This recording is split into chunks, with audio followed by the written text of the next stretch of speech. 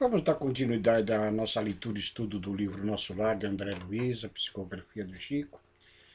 E hoje nós vamos adentrar ao capítulo 28. No capítulo anterior, nós vimos que, por solicitação ao ministro Clarencio, André Luiz consegue a permissão para visitar os diversos ministérios de Nosso Lar, e quando ele adentra para observações no Ministério da Regeneração, ele acaba conseguindo trabalhar, né?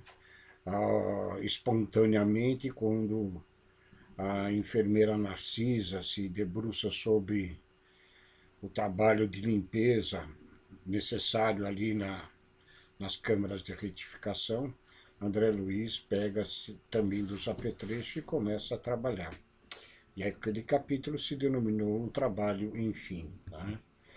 E no capítulo 28 agora, que se denomina em serviço. Então nós vamos iniciar, e André Luiz começa esse capítulo dizendo o seguinte: encerrada a prece coletiva ao crepúsculo, Tobias ligou o receptor a fim de ouvir os samaritanos em atividade no umbral.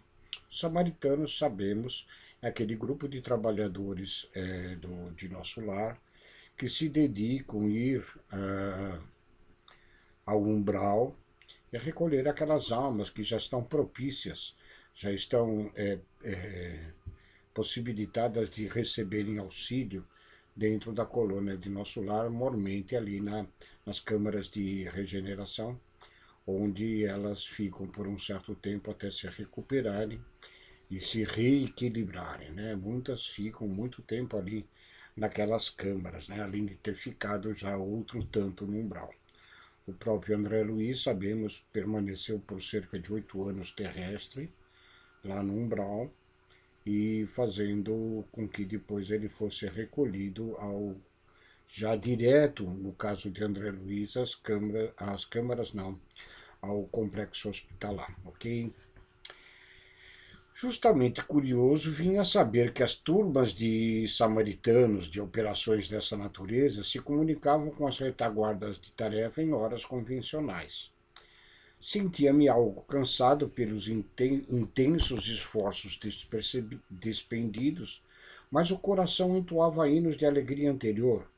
Recebera a aventura do trabalho, afinal, que o espírito de serviço fornece tônicos de misterioso vigor.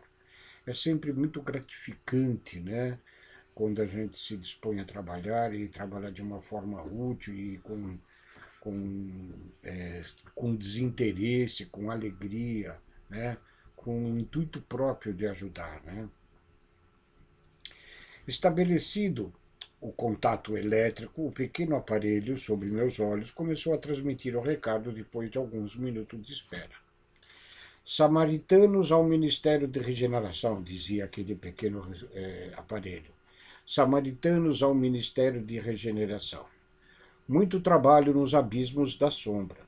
Foi possível deslocar grande multidão de infelizes, sequestrando as trevas espirituais 29 irmãos, 22 em desequilíbrio mental e 7 em completa inanição psíquica. Veja em que situações, ainda em condições de resgate, né, mas em que situações que se encontram estas almas após o desencarno, na região das trevas, ali nas regiões umbralinas, nas zonas inferiores, né, em situações bastante complicadas, né, dos 29, 22 em total desequilíbrio mental e 7 em completa inanição psíquica, né, muito interessante esta reflexão, inanição psíquica, né? A inanição nos remete, pelo menos na matéria, no físico, né? Aquela falta de alimentação, aquele ser esquálido, aquele ser que está ali padecendo de recursos de água e de alimentação, né? Psiquicamente deve ser algo semelhante à inanição física, no sentido de estar totalmente sem, sem consciência praticamente, né? Inanição mental, psíquica. As nossas turmas estão organizando o transporte. Chegaremos alguns minutos depois da meia-noite e pedimos providenciar. Então veja que é importante esta comunicação entre as câmaras de regeneração e esse grupo de samaritanos, né, no sentido de organizações do serviço. Continuando. Notando que Narcisa e Tobias se entreolharam fundamente admirados, tão logo silenciou a estranha voz, não pude conter a pergunta que me desbordava dos lábios. Como assim? Por que esse transporte em massa? Não são todos espíritos? Tobias sorriu e replicou. O irmão esquece que não chegou ao Ministério do Auxílio de outro modo. Ele foi levado em maca, se vocês se lembram, nos primeiros capítulos desse livro. Eu conheço o episódio da sua vinda, diz Tobias. É preciso recordar sempre que a natureza não dá saltos e que na Terra ou nos círculos do umbral estamos revestidos de fluidos pesadíssimos. São aves e têm asas, tanto o avestruz como a andorinha. Entretanto, o primeiro apenas subirá às alturas se transportado, enquanto o segundo corta célere as vastas regiões do céu. Não é pelo fato de ser espírito que já estão desprovidos de fluidos pesados e de que podem alçar voos pela levitação, né, podendo flutuar, né? Ainda são espíritos que estão fortemente impressionados com a densidade da matéria e no plano espiritual não se torna diferente as questões. E deixando perceber que o momento não comportava divagações, dirigi-me a Narisa ponderando. É muito grande a leva desta noite. Precisamos tomar providências imediatas. Serão necessários muito leitos, murmurou a serva algo pesarosa. Não se aflija, respondeu Tobias resoluto. Alojaremos os perturbados no pavilhão 7 e os enfraquecidos na câmara 33. Em seguida, levou a destra fronte como a ponderar algo muito sério e exclamou. Resolveremos facilmente a questão da hospitalidade. O mesmo, porém, não se dará no concernente à assistência. Nossos auxiliares mais fortes foram requisitados para garantir os serviços da comunicação nas esferas da crosta, em vista das nuvens de treva que ora envolvem o mundo dos encarnados. Né? Então, eles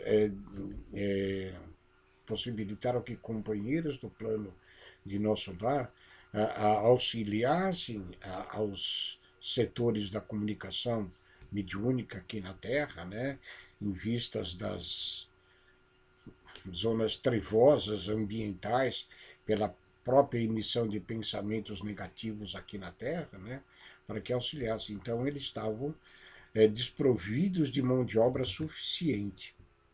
Precisamos de pessoal de serviço noturno, porquanto os empregados em função com os samaritanos chegarão extremamente fatigados. André Luiz diz, ofereço-me com prazer para o que possa aproveitar, disse ele espontaneamente. Tobias endereçou-me um olhar de profunda simpatia, mesclada de gratidão, fazendo-me experimentar graciosa alegria íntima. Mas está resolvida a permanecer nas câmaras durante a noite? Perguntou admirado. Outros não fazem o mesmo? Indaguei por minha vez. Sinto-me disposto e forte e preciso recuperar o tempo perdido. Abraçou-me o generoso amigo, acrescentando. Pois bem, aceito confiante a colaboração. Narcisa e os demais companheiros ficarão também de guarda. Além do mais, mandarei Venâncio e Salústio, 2 irmãos de minha confiança. Não posso permitir aqui que o plantão noturno, em vista de compromissos anteriores. No entanto, caso necessário, você ou algum dos nossos me comunicará qualquer ocorrência de maior gravidade. Traçarei o plano dos trabalhos, facilitando o quanto possível a execução. E descortinou-se campo enorme de providências. Enquanto 5 servidores operavam em companhia de Narcisa, preparando a roupa adequada e petrechos de enfermagem, eu e Tobias movíamos pesado material no pavilhão 7 e na câmara 33. Eu não podia explicar o que se passava comigo. Apesar da fadiga dos braços, experimentava júbilo inexcedível no coração. na oficina, onde a maioria procura o trabalho, entendendo-lhe o sublime valor de servir, constitui a alegria suprema. Não pensava francamente na compensação dos bônus horas, até porque André Luiz nesse momento está em horas extras, né? Não pensava nas recompensas imediatas que me pudesse advir do esforço. Contudo, minha satisfação era profunda, reconhecendo que poderia comparecer feliz e honrado perante a minha mãe e os benfeitores que haviam encontrado no Ministério do Auxílio. Esta possibilidade de servir despretensiosamente nos traz um tanto quanto de felicidade que faz com que a gente se apresente aos nossos companheiros, aqueles que oram por nós, aqueles com quem nós partilhamos as alegrias da nossa existência, né? Com muito prazer, com muita felicidade. Ao despedisse, Tobias voltou a abraçar-me e falou: Desejo a vocês muita paz de Jesus. Boa noite e serviço útil. Amanhã, às 8 horas, você poderá descansar. O máximo de trabalho cada dia é de 12 horas, mas nós estamos em circunstâncias especiais, ok? Respondi que as determinações me enchiam de sincero contentamento. A sós com o grande número de enfermeiros, passei a interessar-me pelos doentes com mais carinhos.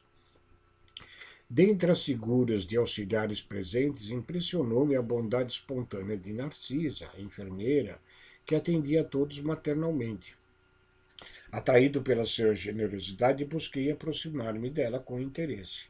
Não foi difícil alcançar o prazer da sua conversação carinhosa e simples.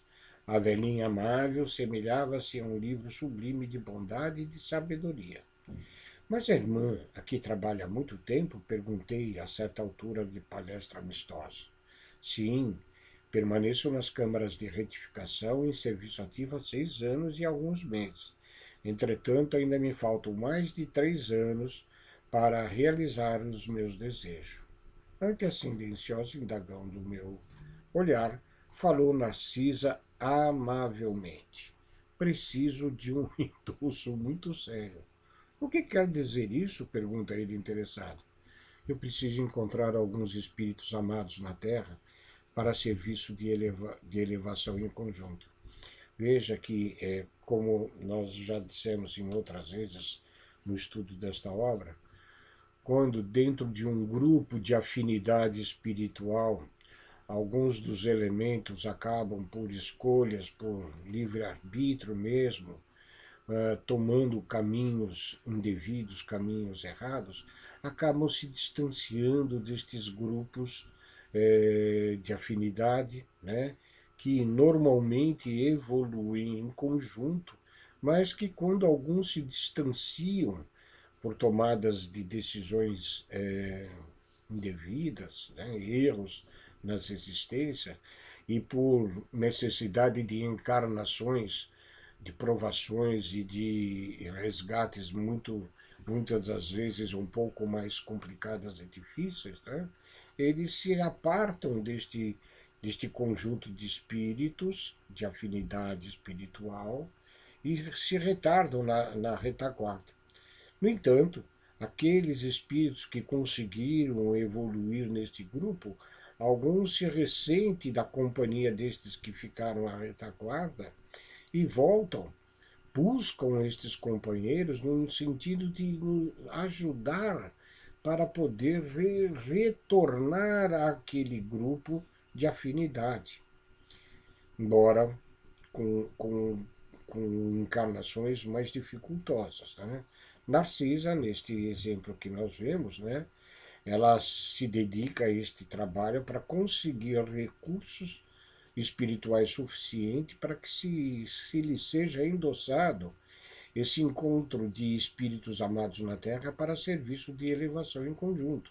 Então ela quer buscar estes entes queridos para voltar ao convívio desta afinidade espiritual.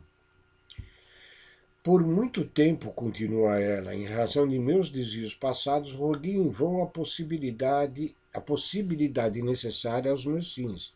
Vivia perturbada, aflita. Aconselharam-me, porém, a recorrer à ministra veneranda e nossa benfeitora de regeneração, que prometeu que endossaria meus propósitos no Ministério do Auxílio, mas me exigiu 10 anos consecutivos de trabalho aqui, para que eu possa corrigir certos desequilíbrios do sentimento. Veja que não é fácil a gente ajudar quando a gente quer ajudar a quem amamos, né? Muitas vezes nós ajudamos e ajudamos errados. Nós sabemos que muitas das vezes, por conta de dizer que amamos, né, e nós ajudamos erroneamente. Aos filhos amados, muitas vezes nós os desviamos dos caminhos retos, né, por cercarmos eles de tanta proteção que nós não corrigimos os seus desvios de caráter e depois no mundo, quando nós não estamos mais presentes, o mundo vai corrigi-lo, mas de uma forma muito mais dolorosa, né? Muitas vezes nós entendemos pelos nossos sentimentos de amor, de afinidade com certos espíritos, que fazendo tudo por eles é o melhor que nós podemos fazer, quando na realidade nós temos que saber que cada espírito é um ser individual e que tem que, por si próprio, aprender os caminhos da evolução. Nós não evoluímos por ninguém, nós evoluímos por nós mesmos. Cada um pertence ao seu próprio processo evolutivo, né? Nós podemos auxiliar, ajudar, como aqui na fala da na enfermeira Narcisa, né? Para ajudar a eles nos serviços de elevação em conjunto, né? Então, essa exigência que faz a ministra veneranda do Ministério da Regeneração, de trabalhos por 10 anos ali nas câmaras de retificação, não é por castigo, mas é para ela aprender a amar, corrigir certos desequilíbrios do seu sentimento. Porque a gente não consegue ajudar se nós não estivermos devidamente preparados. Nós sabemos que aqueles que se encontram envolvidos emocionalmente com os entes amados, muitas das vezes não conseguem ver a verdadeira ajuda que se lhe é necessária. Então nós precisamos corrigir esses desequilíbrios de sentimento. E ela continua ainda nesse relato. Vamos reler mais esse trecho aqui para estarmos situados dentro do contexto global. Ela quer o endosso para conseguir esta elevação em conjunto com aqueles espíritos amados que se encontram na Terra. E para isso aconselharam a ela recorrer à ministra veneranda, a benfeitora da regeneração. E esta ministra prometeu que endossaria os propósitos de Narcisa, lá junto ao Ministério do Auxílio, mas exigiu 10 anos consecutivos de trabalho dela para que ela pudesse corrigir certos desequilíbrios do sentimento. E assim Narcisa continua. No primeiro instante quis recusar, considerando demasiada a exigência. Depois, eu reconheci que ela estava com a razão. Afinal, o conselho não visava os interesses dela, e sim o meu próprio benefício. E ganhei muito aceitando-lhe o parecer. Senti-me mais equilibrada e mais humana, e creio, viverei com dignidade espiritual a minha futura experiência na Terra. Ia manifestar profunda admiração, mas um dos enfermeiros próximos gritou: Narcisa, Narcisa! Não me cabia reter por mera curiosidade pessoal aquela irmã dedicada, transformada em mãe espiritual dos sofredores. E assim termina este capítulo, e veremos agora no próximo vídeo um capítulo interessante, o 29, com o título de A Visão de Francisco. Outra lição fundamental para a nossa existência e também para o modo de nós vivermos, para bem desencarnarmos e não sofrermos, né? E o capítulo se denomina A Visão de Francisco. Fiquem com Deus e até o próximo vídeo. Muito obrigado.